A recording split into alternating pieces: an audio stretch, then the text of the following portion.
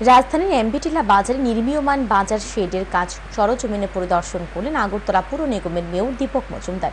এদিন নিগমের মেয়রের সাথে ছিলেন স্থানীয় কাউন্সিলর সহ অন্যান্যরা। নির্মীয়মান বাজার শেডের কাজ সরজমিনে ঘুরে দেখার পর মেয়র দীপক মজুমদার সাংবাদিকদের মুখোমুখি হয়ে নির্মাণ কাজ ধীর গতিতে চলার জন্য এক ক্ষোভ প্রকাশ করেন।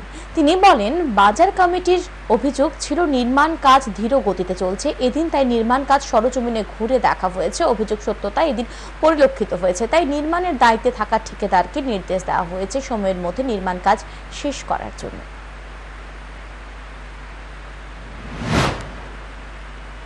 কোনো মূল্যে দুর্গাপুজোর আগেই বাজার ব্যবসায়ীদের হাতে তুলে দেওয়া হবে, এটা পরিকল্পনা আমাদের আছে।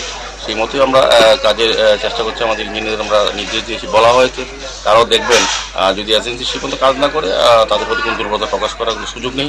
বলা দেওয়া হয়েছে ওদেরকে সরিয়ে অন্য কাউকে দিয়ে কাজটা করবো। আমাদের টার্গেট পুজোর আগে আমরা বাজারটা এই যতটা কাজ করার এটা আমরা হ্যান্ড ওভার করবো।